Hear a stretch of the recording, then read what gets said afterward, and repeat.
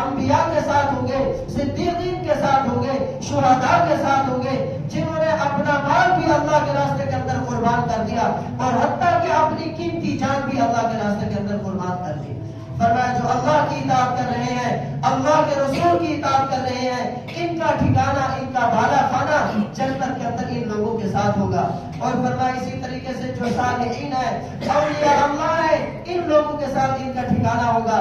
میرے محترم دوستو، اس آیت میں شان نزول آپ کو بیان کرنا چاہتا ہوں، مزہ آئے گا۔ ام المؤمنین حضرت عائشہ صدیقہ رضی اللہ عنہا فرماتی ہے، اتا رجل الی النبی علیہ الصلوۃ والسلام، ایک آدمی بارگاہ نبوت کے اندر آ کر حاضر ہوئے اور عرض کرنے لگے، یا رسول اللہ انک لاحب الی من نفسی واحب الی من اہلی۔ سب کہہ دو سبحان اللہ۔ کہنے لگے، اے اللہ کے رسول علیہ الصلوۃ والسلام، آپ مجھے میری جان سے بھی زیادہ عزیز ہیں اور آپ مجھے میرے بچوں سے بھی زیادہ عزیز ہیں۔ تمام چیزوں سے، دنیا و ما فیہا کی سب چیزوں سے بڑھ کر اگر مجھے محبت ہے تو آپ سے محبت ہے۔ سبحان اللہ۔ اور پھر آپ نے اس محبت کو آگے انہوں نے کیسے بیان کیا؟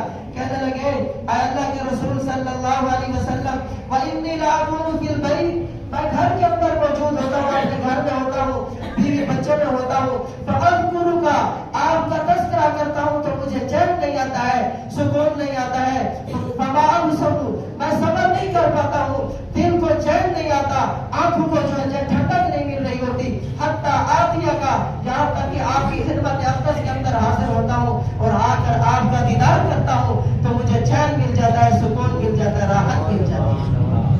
سبحان اللہ۔ یہ تھے صحابہ کرام رضوان اللہ علیہم اجمعین، ان کا چین، دلوں کا سکون وہ حضور صلی اللہ علیہ وسلم، حضور کا دیدار ہو رہا ہے تو وہ سب کچھ چلو راضی ہیں۔ اگر تھوڑا سا حضور کا دیدار ادھر ہوا تو یہ لوگ کیا ہو جاتے تھے؟ غم زدہ ہو جایا کرتے تھے۔ آگے سنیے، آگے عرض کرنے لگے، اے اللہ کے رسول صلی اللہ علیہ وسلم، ایک شکوہ دل کے اندر ہے، ایک پریشانی ہے، وہ پریشانی ہر وقت مجھے بے چین کرتی رہتی ہے۔ وہ پریشانی یہ ہے کہ ذکرت موتی و موتک، اپنی موت کو بھی یاد کرتا ہوں اور اس بات کو بھی یاد کرتا ہوں کہ ایک دن آپ اپنے رفیق اعلیٰ کے پاس چلے جائیں گے اور مجھے بھی موت آ جائے گی، اور آپ جیسے ہی آپ تو انکا دخلت الجنہ، آپ تو جنت کے اندر داخل ہو جائیں گے، اور رفیعۃ مع النبیین، آپ تو انبیاء کرام علیہ السلام کے ساتھ ہوں گے اور انبیاء میں بھی سب سے اونچا درجہ آپ کو حاصل ہوگا۔ اے اللہ کے رسول صلی اللہ علیہ وسلم، ہم لوگ کہاں، ہم تو اتنے نہیں ہیں، لیکن اب شکوہ یہ ہے، دل کے اندر یہ ہر وقت وسوسہ پیدا رہتا ہے کہ جب آپ اونچے، سب سے اونچے بالا خانہ کے اندر چلے گئے، ایک تو ہمیں پتہ نہیں کہ جنت کے اندر داخل ہوں گے یا نہیں ہوں گے۔ اگر جنت کے اندر داخل ہو گئے، ہم امتی ہیں، آپ نبی ہیں، آپ تو افضل الانبیاء ہیں، آپ کا جی بالا خانہ تو سب سے اونچا ہوگا اور وہاں آپ کا دیدار نہیں ہوگا تو مجھے صبر کیسے آئے گا، مجھے لذت کیسے آئے گی؟ جنت میں تو پہنچ گیا لیکن لذت تو نہیں ہے۔ لذت ہماری آنکھوں کی ٹھنڈک اور ہمارے سینوں اور قلوب کا سکون کو آپ کا دیدار ہے۔ آپ علیہ الصلوۃ والسلام فلم یرد علیہ النبی علیہ الصلوۃ والسلام، آپ نے کوئی جواب نہیں دیا۔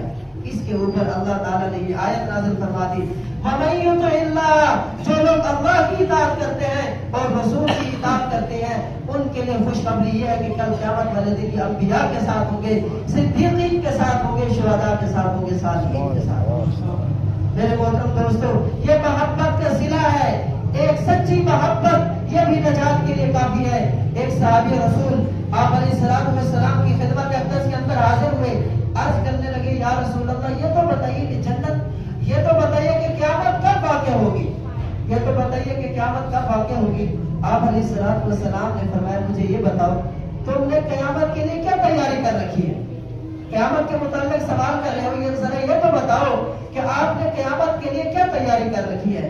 وہ بارگاہ نبوت کے اندر عرض کرنے لگے، یا رسول اللہ، میرے پاس زیادہ روزے بھی نہیں ہیں، زیادہ نمازیں بھی نہیں ہیں، زیادہ میرے پاس عبادات نہیں ہے، لیکن ایک چیز یہ ہے کہ میں اللہ اور اس کے رسول صلی اللہ علیہ وسلم سے محبت کرتا ہوں۔ آپ نے ارشاد فرمایا، فَأَنْتَ وَمَنْ أَحْبَبْتَ، پھر تو انہی کے ساتھ ہوگا جن سے تو محبت کرتا ہے۔ سبحان اللہ۔ ایک حقیقی محبت بھی آدمی کی نجات کے لیے کافی ہے۔ ایک حقیقی محبت تم رسول اللہ سے کرو, تمہاری نجات کے لیے وہی چیز بھی کافی ہے.